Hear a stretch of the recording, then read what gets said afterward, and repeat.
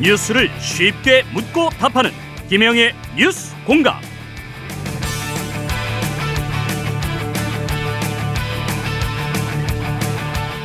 네, 오늘 하루 더불어민주당 시계가 빠르게 흘러갔습니다. 새 혁신위원장 인선부터 국회 상임위원장 선임, 또 이성만 윤관석 의원에 대한 체포동의안 표결까지 분당까지 거론되고 있는 민주당 상황, 정봉주 전 더불어민주당 의원과 얘기 나눠보겠습니다. 어서 오십시오. 예, 안녕하세요. 정봉주입니다. 네, 평화방송에 오랜만에 오셨습니다. 예. 전당대회 돈봉투 의혹으로 구속영장이 청구된 윤관석, 이성만 의원 오늘 체포동의안이 결국 부결이 됐는데 예. 국민의힘이 당론으로 찬성표를 던진 걸 보면 민주당에서 아마 동정표가 상당수 나온 걸로 보입니다. 오늘 표결 결과 어떻게 보셨는지 궁금해요. 예측했던 바고요. 그 민주당에서 이제 부결표가 나왔으니까 부결이 됐겠죠. 167명 민주당 의원이니까. 근데 이제 이 표를 방금 동정표라고 말씀하셨는데 동정표라고 볼 수는 없죠. 그러니까 실질적으로 검찰이 무리하게 그 체포영장을 신청한 거거든요. 청구한 거거든요. 예. 저거를 체포해갖고 재판을 수사할 것인지 구속해서 네. 그다음 구속해서 재판할 건인지 이게 무척 그 과도한 공권력의 잣대를 들이댄 거거든요. 저분들이 그 보통 이제 구속영장을 발부할 때 네 가지 정도 원칙이 들어가는데 첫 번째가 이제 증거인멸의 가능성이 있느냐. 예. 그다음에 이제 도주의 위험성이 있느냐. 네. 그다음에 이제 그 거주지 주거가 불분명하냐. 요 세 가지가 이제 가장 기본적인 거죠. 네. 그리고 이제 뭐 기존에 이제 발언 등등도 이제 연루가 될 텐데 저분들이 증거 인멸을 할 수가 없어요. 왜냐하면 지금 이것이 증거가 있는 것이 아니고 구속된 이정근 사무부총장의 그 핸드폰에서 나온 녹취록이거든요. 증거가. 예. 그리고 이정근, 강내구 두 분 구속된 분의 진술이에요. 예. 그럼 핵심 그 진술 관계자들이 구속이 되어 있잖아요. 네. 그럼 구속을 시키면 안 됩니다. 아니 그리고 이분들이 구속이 되어 있는데 어떻게 이분들하고 입을 맞춰갖고 증거를 인멸하거나 조작을 하죠? 가능성이 없잖아요. 오히려 가끔 이제 언론에 보면 지난번에 이제 김만배 일당도 뭐 이제 그런 얘기가 있었는데 오다가 다 만나면서 야 이거 말 맞춰 이렇게 그런 우려도 제기가 됐습니다. 그러면 그래서 그 관련자들이 핵심 관련자들이 구속이 되어 있기 때문에 오히려 구속을 안 시켜야 돼요.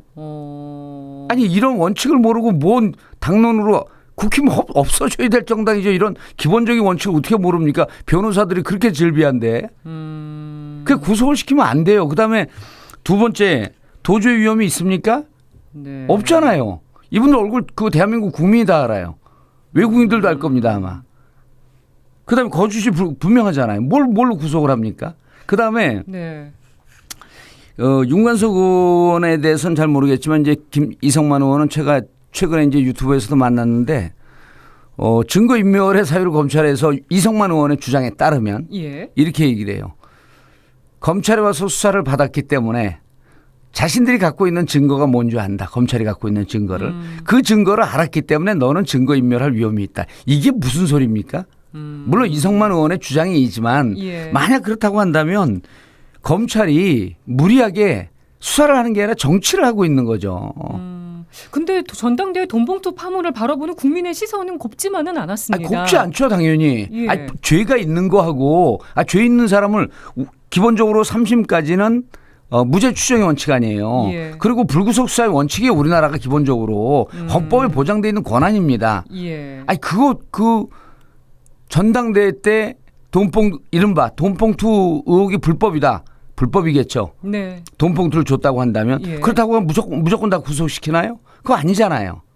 그 얘기를 하는 거죠. 그러니까 돈봉투 문제에 대해서 국민들이 부정적 인식이 높은 거 알고 있습니다. 예. 그리고 이런 거 하면 안 되죠. 네. 하지만 이렇다고 해갖고 현역 의원들 표 한 표가 무척 중요합니다. 현역 의원들 무조건 구속을 해야 됩니까? 구속 필요성은 별개다. 이거는 제가 왜 검찰이 정치를 하냐고 그 말씀을 드리냐면 이렇게 함으로써 민주당 부도덕하고 그 부정한 집단이다라고 하는 이미지를 더 씌우기 위한 저는 그 작전이라고 보이는 거예요. 근데 지금 검찰이 그렇다고 얘기하셨는데 오늘 정의당도 예. 민주당을 세게 비판했습니다. 제 식구 감싸기다. 정의당 의원들 여기 한번 앉혀갖고 저하고 토론해보자 그래요. 이 내용 네. 뭘 아는지. 지금 민주당 저는 너무나 답답한 게 145명 반대했고 144명 반대했는데 예. 윤관석 의원, 이성만 의원 약 한 145명쯤이 반대를 했어요. 예. 그럼 민주당에서도 한 20명 정도 찬성을 했대는데 나 이 의원들 좀 저하고 앉았고 얘기를 좀 했으면 좋겠어요. 이 내용을 제대로 알고 있는지. 그래서 제가 이성만 의원을 한 방송에서 만났을 때 의원들이 모르고 있습니다. 이 내용을.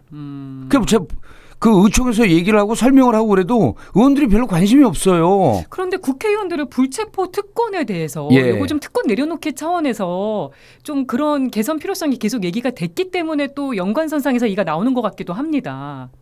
그 국회의원들이 이 불체포 특권이 그게 특권이라고 한다면요. 지금 대통령 그 부인하고 장모님하고 본인 본부장 비리라 그러잖아요. 그럼 대통령도 그 차제에 그 형사적으로 소추되지 않는 불소추 특권 내려놔야죠. 모든 공직자를 내려놔야죠. 그래서 있어서. 이런 문제를 자꾸만 무슨 특권을 갖고 국회의원을 그 부정하고 그 부도덕한 집단으로 몰아붙이는데 만약에 이것이 국힘의 의원들이 이랬으면 이랬겠냐는 거예요. 그래서 제가 보기에는 검찰이 민주당 부도덕한 집단, 민주당 의원들 제 식구 감싸기라고 하는 총선 앞두고 정치하고 있다라고 하는 말씀을 드리는 거예요. 예. 그래서 저는 돈봉투 사건 국민의힘들이 분노하는 거 잘 이해합니다. 예. 알고 있습니다. 이거 제대로 수사 받아야죠. 재판 받아야죠. 네. 근데 증거 인멸의 가능성이 전혀 없어요. 구속 필요성은 필요 없다는 없습니다. 거. 예. 그 오늘 표결에 앞서서 한동훈 예. 법무부 장관이 한 얘기도 좀 짚어봤으면 좋겠는데요. 예. 돈봉투를 받은 것으로 지목된 약 20여 명의 의원들이 예. 표결에 참여하는 건 공정하지 않다. 예. 이렇게 말한 부분 어떻게 보세요? 그분들 유죄 확정이 됐나요? 그분 그 헌법과 형법의 기본도 모르는 것 같아요. 무죄 추정의 원칙 아니에요. 무죄 추정의 원칙으로 자신들이 가야 혐의 있다라고 주장할 뿐이죠. 언제 유죄 확정됐습니까? 무슨 얘기를 하고 있어요, 법무부 장관이? 국민들에게 법을 제대로 알려줘야죠. 뭐 자기 생각으로 정치하고 자기 생각으로 국가 운영합니까? 예. 그분 20명 받았잖아요. 네. 그럼 빨리 신속하게 수사해갖고 유죄 확정 받으면 될 거 아닙니까? 예를 들었고요. 송영길 그 대표가 여기에 그 핵심적인 관련자 아닙니까? 예. 그분 지금 들어온 지 2달 가까이 됐어요. 그렇죠. 왜 소환 안 합니까? 뭐 순서대로 한다고 하는데. 뭘 순서대로 해요? 주범인데? 그렇지 않습니까? 아니 여기에 대해서 돈봉투를 만약 뿌렸다고 한다면 누가 뿌렸어요? 송영길 본인은 부인하고 있지만 네. 송영길과 송영길 관련자들을 주머니에서 나왔을 게 뻔한 거 아닙니까? 그러니까 송영길이 다른 사람 괴롭히지 말고 나를 소환했고 나를 구속시킬 수 있으면 해봐라 이러잖아요. 계속 주장을 하고 있죠. 그러면 근데 왜 송영길을 안 부릅니까? 어. 왜 주위 사람만 자꾸만 얘기를 해요? 그러니까 제가 보기에는 정말 이 9,700만 원인지 9,400만 원을 갖고 사회 정의를 바로잡고 질서를 바로잡으려고 하는 이러한 의도보다도 민주당 부도덕하고 민주당 불법적인 집단이라고 하는 이미지 더 씌우는데 혈안이 돼 있다는 거예요. 다른 프레임이 있다고 보시는 거고. 그러면 그러니까 아니 수사 안 받겠다 그러지 않았잖아요. 윤관석, 이성만 부를 때마다 다 가서 그 조사를 받았어요. 예. 그다음에 지난 6월 7일 날 송영길 나갔잖아요. 자진 출석을 한다고 했는데. 나 소환해라. 준비 안 됐대. 준비 안 됐으면 파리 그냥 놔둘 것이 파리인가요? 어디죠? 파리 같은데요. 그건 놔두지 왜 불렀습니까? 그리고 6월 6일인가 6월 7일 날 명예 박사학위 받기로 돼 있어서 당시 송영길 의원이 이렇게 얘기를 했어요.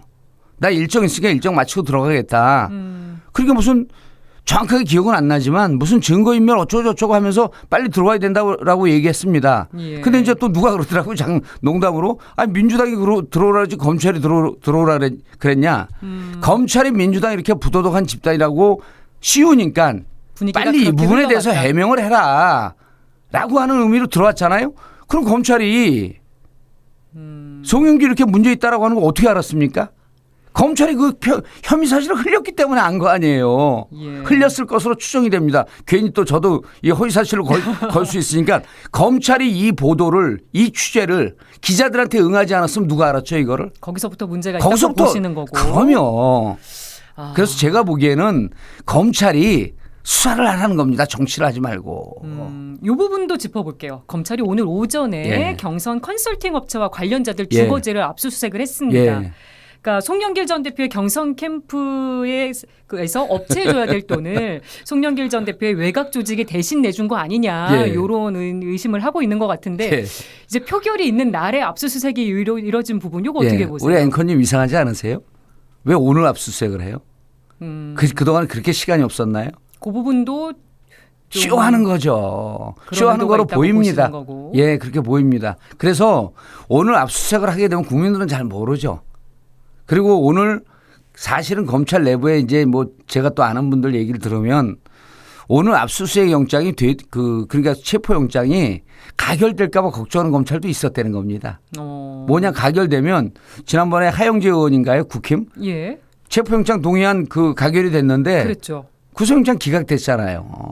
이거 무리한 거거든요. 그러니까 오늘 만약에 저희가 보기에는 저는 이제 국회의원들한테 이제 뭐 이렇게 이제 장난치듯이 정치하면 안 되는데 야 오늘 가결시켜놓고 체포영장 기각되는 거 한번 봐라. 구속영장. 그렇게까지도 생각을 하고 있었는데 그렇게 장난치듯이 정치하면 안 되고 근데 왜 하필 그 많은 새털같이 많은 날 중에 오늘 아침에 압수수색을 합니까? 그 부분도 이상하잖아요. 이상하다는 예. 말씀. 드라마 각본을 쓰려면 좀 그럴싸하게 써야죠. 민주당 상황이 지금 예. 녹록하지 않습니다. 어쨌든 녹록합니다. 네. 뭐가 녹록하지 않잖아요. 그 이례경 전 혁신위원장 예. 낙마 후에 예. 이제 당내 개파 갈등이 좀 더 커진 것 같습니다. 이재명 대표 리더십 지적하는 목소리도 계속 나왔는데 이건 예. 어떻게 보세요? 그거는 그렇게 통으로 질문하시면 답할 게 없습니다. 리더십 어떤 부분에 뭐가 문제가 있는지. 인선 과정이나 검증 과정이 부족했던 거 아니냐는 지적이 계속 나왔는데 그거는 만약 그렇게 되면 지도부 전체의 문제죠. 이재명 대표만의 문제가 아니고 이재명 대표만의 문제가 아니죠. 예를 들어서 지도부에서 협의를 했을 거 아닙니까? 그리고 그 민주당이요. 저는 이제 과거에 그 천안함 관련 발언을 이내경 그분이 이제 하셨다고 했는데 민주당이 사정기관이 아니잖아요. 그럼 민주당이 검증을 하는데 이분이 뭐 도덕적으로 하자가 있어갖고 그런 전제가 있는 것이 아닌 이상 과거에 무슨 발언을 했는지 무슨 글을 썼는지 다 검증 못 하거든요. 근데 페북에서 검색이 어렵지는 않게 됐는데요. 그러니까 그 정도 검증을 하지 못했다라고 하는 것은 민주당 시스템에 문제가 있는 거죠. 그게 이재명 개인의 그 문제인가요? 어떻게 이재명 개인의 문제죠? 예를 들었고 이재명 대표께서 예. 야 이거 좀 검증을 제대로 해라 라고 하는 얘기를 하지 않았어도 검증을 했었어야죠. 그럼 이거 그 총으로 검증하지 않았던 당직자들 다 해고시켜야죠. 시스템상의 문제다. 그러면 그렇게 문제를 봐야지. 뭐만 뻑하면 동쪽에서 해 뜨지 않고 오늘 날 짓궂고 천둥번개 치면 윤석열 대통령 책임입니까? 아니잖아요. 이재명 대표 사퇴 주장하시는 분들 목소리는 어떻게 보세요? 사퇴 주장하는 분들이요? 그분들 제가 내일도 만나거든요. 예. 자기들은 그런 주장한 적 없대요. 정확하게 그래서 뭐가 문제냐 물어보면요. 초점이 없어요. 근데 이재명 대표도 무한 책임을 언급해서 예. 무한 책임의 그 범위에 대해서 다들 또 여러 가지 이야기를 하고 있습니다. 예. 무한 책임의 범위는 어떻게 보세요? 정치적 워딩이죠.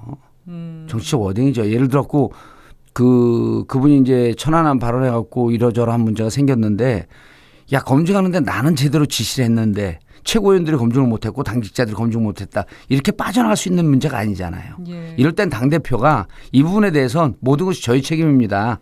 라는 정치적 워딩인 거죠. 레토릭이죠. 그래서 그런 부분에 대해서 시시콜콜 문제 삼고 야 당신 무한 책임지겠다고 했으니까 물러나라. 뭘 물러납니까? 근데 안민석 의원이 예. 심리적 분당 상태라는 말까지 썼습니다. 그래서 제가 지난주에 그 한 예. 방송에서도 얘기를 했는데 요즘 의원들이 뭐가 문제냐면요. 이게 이제 코로나 이후에 이번 21대 국회의 총체적인 문제인데 의원들끼리 잘 대화를 안 합니다.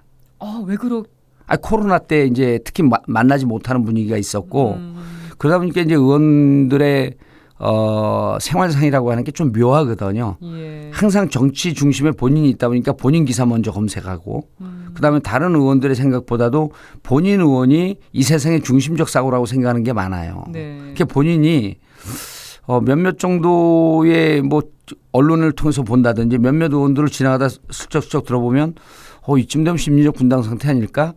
라는 생각을 겉으로 표출한 것 같아요.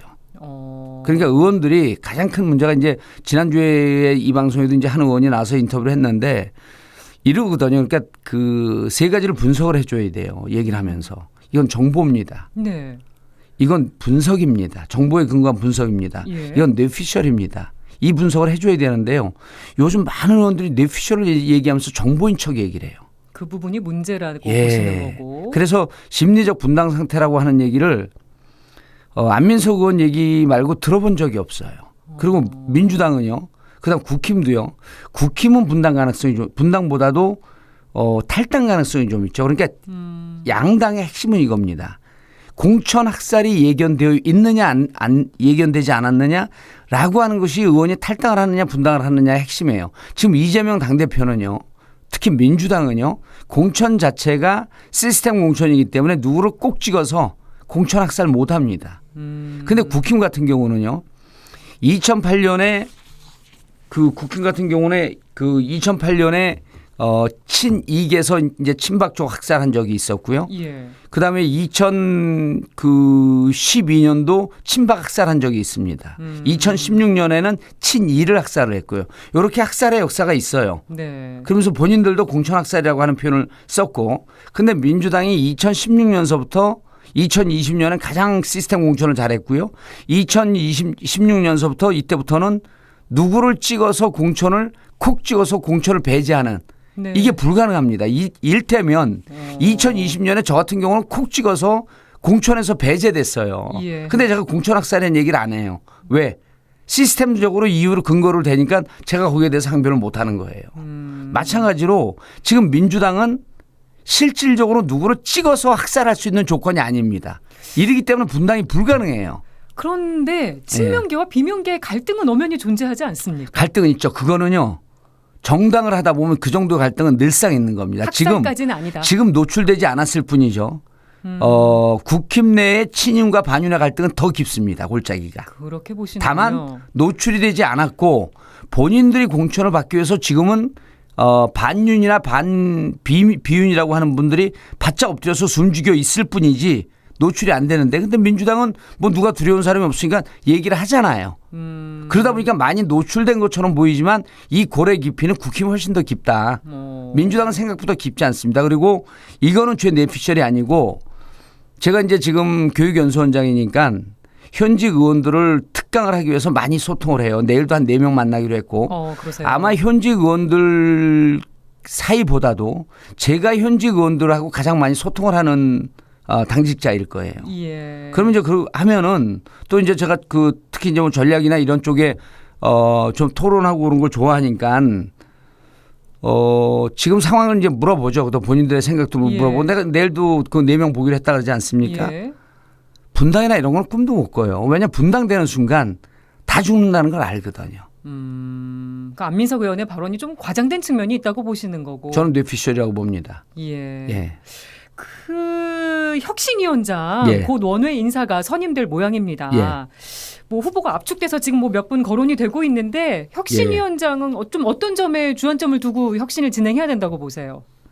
일단 중요한 게 지금 저는 이제 혁신위원장이 지금 들어와야 된다 그러는데 뭘 혁신해야 될지는 저는 잘 모르겠어요. 민주당 혁신이 필요한 상황이라고 보지 않으십니까? 아니, 필요한데 그 부분에 대해서 이제 혁신위원장이 들어오면 의원들하고 토론을 좀 해야 되겠죠. 예. 그러니까 지금 민주당은 오히려 가장 큰 문제가 토론이 잘 안 돼요. 토론이. 그리고 의원들이 너무 많다 보니까 이제 그런 점도 있지만 그래서 이제 의원이 혁신위원장이 들어오면 약간의 계파적 색채 때문에 서로 간에 골이 있어서 대화가 안 되는 측면들이 있습니다. 그래서 이쪽 저쪽하고 대화를 좀 많이 해야 돼요. 그게 아마 혁신의 시작일 겁니다. 대화부터 시작을 해야 토론부터 된다. 시작이 돼야 됩니다. 그리고 그게 어느 정도 이루어지게 되면 서로 지금 대화를 끊고 있는 그룹들 간에 만나게 해주는 게 중요합니다. 예. 그래서 소통의 폭을 좀 넓혀주고, 그럼 소통의 폭을 넓혀준 상태에서 지금 우리가 당장 해야 될 게 무엇인지 아젠다에 대한 통일된 의견들을 만들어내는 게 중요합니다. 얘기를 하다 보면 나올 거라고 보시는 거고요. 일테면 이런 게 있죠. 이제 지금 이제 많은 분들이 지난번에 기소되게 돼도 공천에 문제가 없다라고 하는 당원 당규를 바꾼 적이 있어요. 네. 그거를 당원들도 문제가 된다고 보고 의원들도 문제가 된다고 보는 분들이 있습니다. 네. 그리고 많은 비명 쪽에선 그게 이재명 대표가 연루되어 있으니까 그렇게 했다라고 오해를 하거나 억측을 하는 측면이 있습니다. 문제 제기를 했었죠. 그런 부분에 대해서 토론을 해봐야죠. 그런 부분에 대해서. 그럼 이 부분이 아젠다로 토론 선상에 오르고 구체적으로 혁신의 대상이 되는 것이 맞느냐. 또 하나는 제가 이런 얘기 방송에서 하게 되면 의원들이 그 참으로 싫어하는데 열린민주당과 민주당하고 합당할 때 네. 동일 지역 3선 제한에 대한 규정을 요구한 적이 있어요. 열린민주당에서. 예. 근데 지금 그게 사라졌습니다. 그런 얘기 쑥 들어갔죠. 쑥 들어갔죠. 그럼 그 부분이 또 당원들은 원해요. 그럼 그 부분에 대해서 그래서 아젠다 요 부분을 혁신하자라고 하는 것은 무척 독선적이고 강압적입니다. 그래서 혁신의 아젠다가 어바웃으로 나오는 것들은 있어요. 지금 제가 말씀드린 것도 한쪽에선 동의하고 한쪽에선 반대하는데 예. 이런 부분에 대해서 혁신의 아젠다 갖고 토론하는 것이 먼저 과제입니다. 두 번째로 아까 말씀드렸던 서로 말을 않고 있는 그룹들 간에 섞어서 말을 하는 게 또 두 번째 관건입니다. 예. 그리고 그러다 보면 그러면 이제 혁신의 아젠다가 뜨기 시작하죠. 그러면 혁신의 아젠다가 떴을 때 이것을 전당원 투표로 갈 거냐 아니면 의원들하고 일정 정도 섞어놓으면서 결정을 할 거냐. 네. 이런 부분에 대해서 어떻게 혁신의 결론을 낼 것이냐라고 하는 것도 또 토론을 해야죠. 그러니까 지금 들어오는 분은 누구든지 간에 좀 토론에 능하고 네. 가장 데모크래트 민주주의자였으면 좋겠어요. 네. 지금 민주당이 코로나 그 후유증도 있고 그다음에 너무 많은 의원들 그러다 보니까 대화가 좀 안 되고 소통이 안 되는 이런 부분이 아마 저는 가장 큰 혁신의 대상이지 않을까 이렇게 보고 있습니다. 갈등도 있고 대화도 부족하지만 국민의힘만큼 심각한 상황은 아니라는 말씀. 정당에서 갈등은 필요합니다. 제가 항상 말씀드리듯이 피리 안에 있는 바람은 한 방향으로 가면 피리 소리가 안 납니다. 그 안에서 충돌을 해야 되거든요. 예. 그 정도 충돌을 갖고 갈등이다 민주당 분당된다.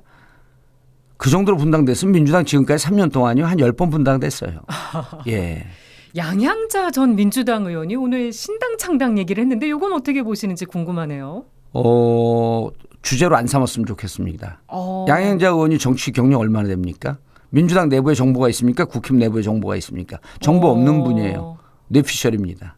그래도 지금 정치권 뭐 여당 야당 다 싫고 예. 나는 무당층이다 이렇게 얘기하시는 분들이 비율상으로 높게 나오기 때문에 신당 창당에 또 관심이 쏠리고 있는 건 사실인데요. 그분이 이제 2016년에 들어왔는데 2020년에 들어왔는지 잘 기억이 안 나는데 매 정당 있고 총선 있을 때마다 항상 중도층이 그렇게 커지는 것처럼 환상이 생깁니다. 그건 어느 총선 때마다 항상 그랬습니다. 네. 예, 그러면서 실질적으로 제3당이 만들어진 경우도 있고 만들어지지 않은 경우도 있는데 2016년에 안철수 국민의당 만들어서 성공을 했죠. 네. 그리고 2020년에는 이제 제도 때문에 위성정당, 비례 위성정당이 만들어졌지만 제3당은 안 만들어졌습니다. 예. 2024년에 선거 제도가 어떻게 되는지 봐야 됩니다.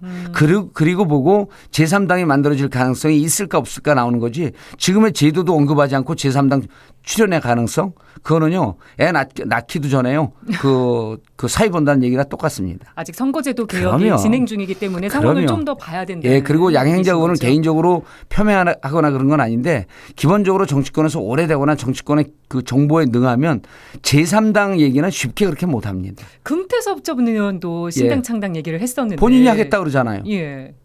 그 이후로 아무런 흐름이 없잖아요. 추석 전까지 하겠다고. 김종인 위원장하고 둘이 했고 그 얘기 지금 한 두세 달 됐거든요. 예. 제가 신당 창당의 선수입니다. 그 사람들 못 만듭니다. 만들어도 힘을 못 받습니다. 네. 그리고 이 신당 창당이라고 하는 게 시대의 흐름과 시대 정신을 맞춰서 가는 거지. 그러면서 여기에서 정말 양당에 대한 부정적인 이미지가 제3당 출연의 가능성을 어느 정도 밀어올리냐라고 하는 것을 정확하게 타산을 해야 되는데 그렇지 않습니다. 지금 상황이. 예. 그리고 윤석열 대통령이 국힘에 들어가서 또아리를 튼 지가 얼마 안 됐어요. 네. 그래서 국힘에도 아직까지 이 당을 깨지 않을 힘이 더 강하고 예. 민주당 같은 경우는 시스템 공천이라고 하는 것 때문에 공천 과정에 있어서 부정적인 인식이 그렇게 높지가 않아요. 네. 깨지지 않습니다. 알겠습니다. 예. 한중 관계 좀 짚어보겠습니다. 예. 좀 많이 아슬아슬해 보입니다. 예. 이 싱하이밍 중국 대사가 이재명 대표 앞에서 한 발언. 예. 중국의 패배에 베팅하는 이들은 나중에 후회하게 될 것이다. 이제 우리 정부를 겨냥해서 한 강성 발언인데 이제 예. 뭐 여러 가지 말들이 나오고 있습니다. 어떻게 보셨어요? 두 가지로 좀 나눠서 봐야 됩니다. 첫 번째, 싱하이밍 중국 대사가 이렇게 얘기한 것은 지나치게 정치적 발언이고 본인을 만나기로 했던 야당 대표 앞에서 야당 대표는 선의를 보였던 거거든요. 네. 좀 과한 발언이었죠. 그리고 이런 발언은 내정 간섭이나 이런 정치에 깊이 관여한 것으로 보기 때문에 적절치 않습니다. 네. 그런데 싱하이밍 중국 대사의 발언을 막을 수는 없잖아요. 만약 이재명 대표가 안 만났으면 이런 발언을 안 했을까요? 어디선가 했겠죠. 그렇게 보세요. 예, 그러면 그런데 이제 이재명 대표는 왜 중국 대사를 만나냐면 지금 현 정부가 한쪽으로 편향된 외교를 본다고 판단을 한 겁니다. 네. 예를 들어서요.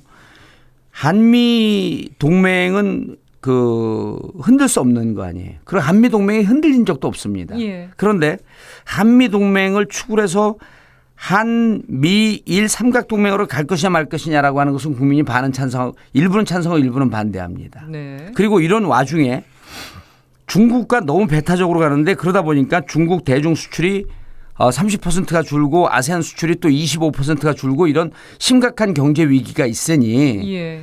중국 대사에게 우리 국민들 중에 상당히 많은 부분들은 이렇게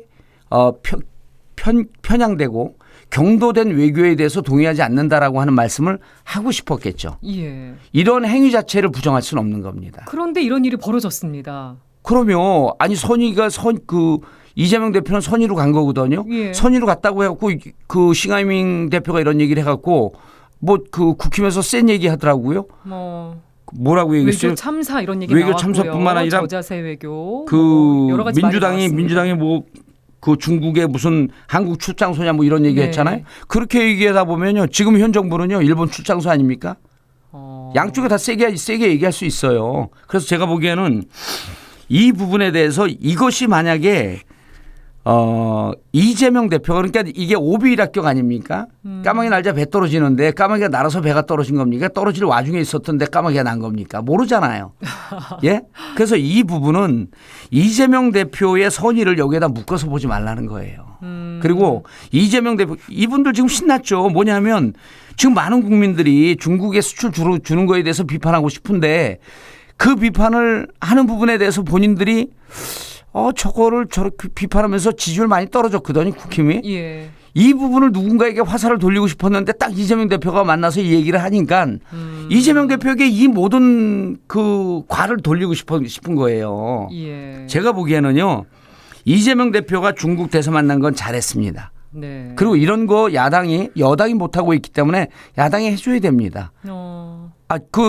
러시아 대사도 만나야 됩니다. 예. 실질적으로 우리 정부가 사드 배치 이후로 지금 중국과는 완전히 거래를 끊겠다고 하는 거 아닙니까? 러시아에서도 지금 우리 기업들이 쫓겨나고 있어도 아무 말도 못하고 예. 지금 경제인들 만나보면 난리예요. 걱정하시는 분들 많죠. 많은 뿐만 아니라 실질적으로 타격이 예를 들어 삼성 반도체가 중국에서 쫓겨나기 일보 직전 아닙니까?